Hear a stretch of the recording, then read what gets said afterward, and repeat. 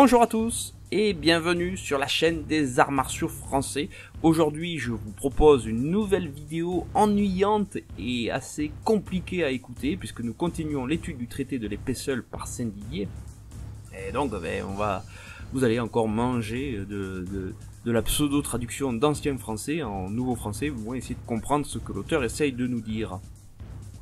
Ce sera le dernier paragraphe du premier chapitre qu'on a vu, puisqu'ensuite il y aura une série de poèmes que je vous abstienne, que je vais vous sauvegarder vos oreilles, je vais sauvegarder vos oreilles, vous ne pouvez pas les écouter. J'ai commencé à les lire, c'est déjà très compliqué à lire tout seul, alors à voix haute, ça va être une boucherie. Donc on va essayer de faire simple, on va rester sur le technique et les propos même du maître, et nous passerons plus tard à la technique en tant que gestuelle. Bien, maintenant continuons, et j'espère que vous arriverez à tenir jusqu'à la fin de la vidéo. Je félicite vivement tous ceux qui arrivent à écouter jusqu'au bout. C'est parti. Voici la fin de la déclaration du 6e et dernier point, qui est nécessaire de savoir pour tous, pour l'intelligence de cette arme et de toutes les autres qui sont du même sujet. Suivant les 6 points nommés, un nommé Fabrice et Jules sont venus me voir avec quelqu'un de leur pays parce qu'ils avaient entendu parler de moi et on leur avait dit que je composais un livre sur les armes et que je le dédiais au roi. Les deux bonhommes, cupides et volontaires, de savoir un peu plus sur ces dites armes qu'ils ne savaient pas, ils me prièrent de leur montrer le livre, ce que je refusais de faire, puisque je voulais d'abord le montrer au roi, à sa majesté. Et en voyant leur bonne volonté, et qu'ils n'étaient pas venus pour me parler simplement, mais pour tâcher de voir le contenu du livre, je fus content de discuter avec eux de quelques points contenus au sujet de ces armes, et je leur posais quelques interrogations dont on pourra lire leurs réponses et par lesquelles on pourra facilement juger qui touche le mieux au but de la vraie définition, de la vraie démonstration de ces armes. Alors je viens à m'attaquer en premier au Fabrice et lui dis, Seigneur Fabrice, avant de tirer à présent avec vous et aux autres armes, je veux savoir de combien de coups l'ennemi qui attaque peut offenser le défenseur, et de grâce, je vous prie, dites-le-moi. Et alors répondit ce fameux Fabrice, il dit de plusieurs bottes. Des bottes en napolitain veut autant dire que de coups en français. Alors là je vous lis la phrase pure et dure, hein, je vois pas comment je peux la traduire différemment. Et encore, oyant le dit auteur, cette réponse proférée par le dit Fabrice, être infinie et incertaine. Le Fabrice répondit encore, « Pourquoi dites-vous que ma réponse est impertinente ?» Saint-Didier répond, et dit que toute réponse infinie n'a pas de certitude, et c'est à cause de cette réponse que le Fabrice a répondu de plusieurs bottes est impertinente. C'est-à-dire, en gros, le Fabrice nous explique que pour abattre un assaillant combien de coups le défenseur doit attendre avant de riposter à l'assaillant, on n'a pas de réponse précise, c'est un nombre de bottes, voilà. Donc de coups. Et donc ce Fabrice, voyant que je remue la tête, signifiant par là que je ne trouvais pas que sa réponse était pertinente, il reprend un peu ses esprits et fait une autre réponse, il dit que il faut 5 bottes à l'assaillant, qui peut offenser le défenseur. Et encore, je lui dis, définissez-les, et c'est là qu'il me répond. Donc en premier, la main droite, la renverse, la fendante, l'estocade et l'imbroncade. Alors l'auteur lui répond que dans ces deux réponses, il y a deux chefs, par lesquels il a mal répondu, attendu qu'il y a une réponse qui est plurielle et une autre singulière. La plurielle ne vaut rien, la raison est donnée dessus, la singulière, qui est quand il a dit dessus de 5 bottes, n'est pas aussi pertinente. La raison, c'est parce qu'il y en a trop. Donc ce que l'auteur veut nous dire, c'est que la réponse plurielle ne vaut rien. Donc le fait qu'il y ait autant un nombre indéfini de bottes, je pense que c'est ce qu'il veut dire. Et la singulière, c'est que sur les 5 bottes notées, il y en a, elle n'est pas pertinente non plus. La raison, c'est qu'il y en a trop et qu'il faut en enlever. Voyant ça, le dit Fabrice, quand je lui dis qu'il fallait ôter quelques coups parmi les bottes, Il me répliqua qu'il voulait savoir la vraie définition et le vrai secret. Il me dit, le seigneur Saint-Didier, pourquoi avez-vous dit que les réponses que je vous ai données, entre les plusieurs et les 5 bottes, n'étaient pas bien, n'étaient pas les bonnes réponses attendues? Saint-Didier répondait chef que véritablement, ces réponses ne valaient rien. Au moins la plurielle, comme elle était définie ci-dessus, elle valait rien puisqu'il n'y avait pas de nombre défini, elle était impertinente, et sera montrée plus tard, comme par l'exemple.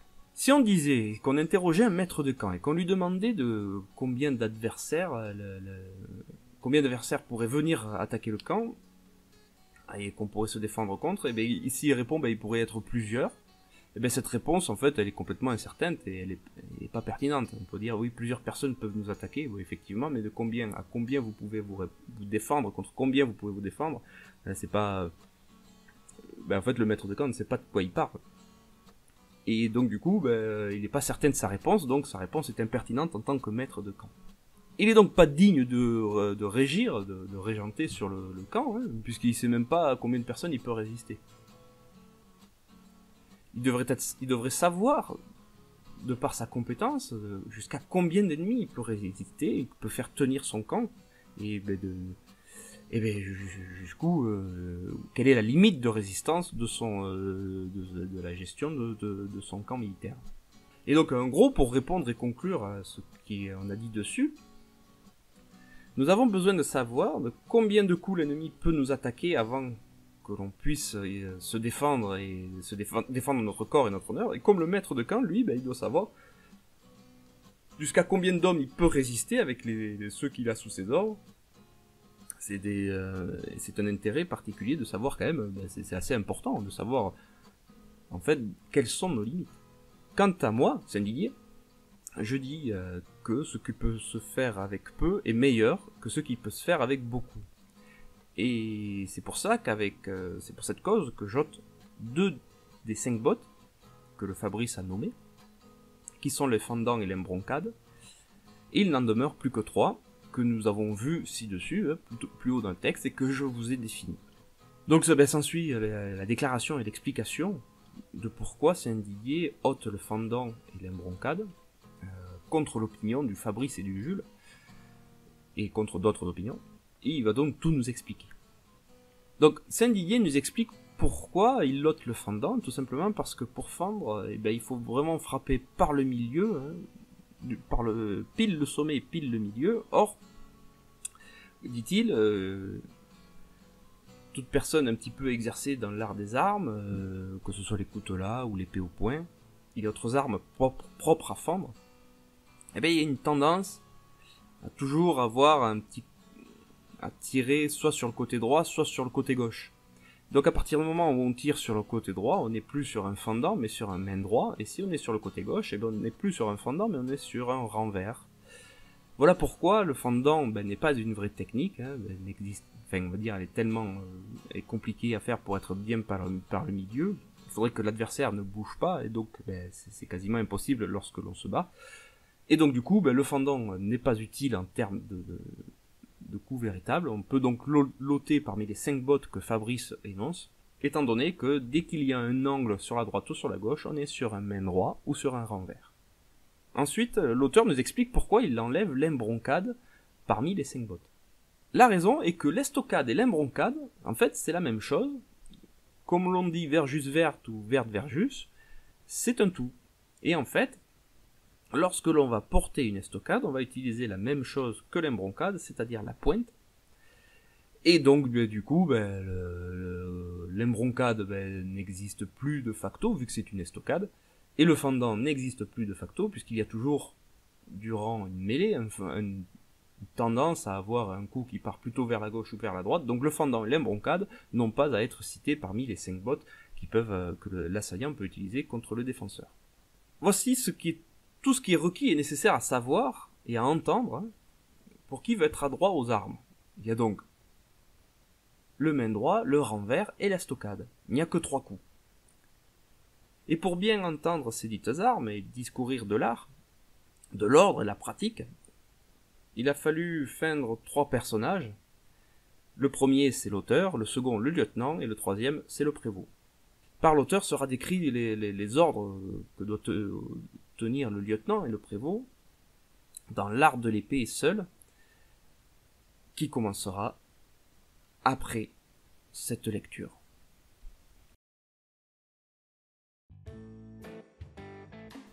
Bien, nous sommes arrivés à la fin de cette lecture compliquée, j'ai essayé de traduire autant que possible pour que ce soit compréhensible. Vous pouvez aller lire la source par vous-même. Si vous comprenez différemment de la façon dont moi j'ai compris, en tant qu'humble lecteur non averti, eh bien n'hésitez surtout pas à en parler en commentaire, à faire même des pavés, il n'y a aucun problème, je les lirai. C'est en confrontant des visions que nous parviendront à trouver la voie médiane, la meilleure chose, la meilleure compréhension possible du traité de Saint-Didier. L'objectif étant naturellement de pouvoir réappliquer ces enseignements et afin de pouvoir sauvegarder la tradition, sauvegarder notre belle culture martiale et faire en sorte que les arts martiaux français soient des siècles de modernité. En attendant, amusez-vous bien, entraînez-vous bien et à la prochaine!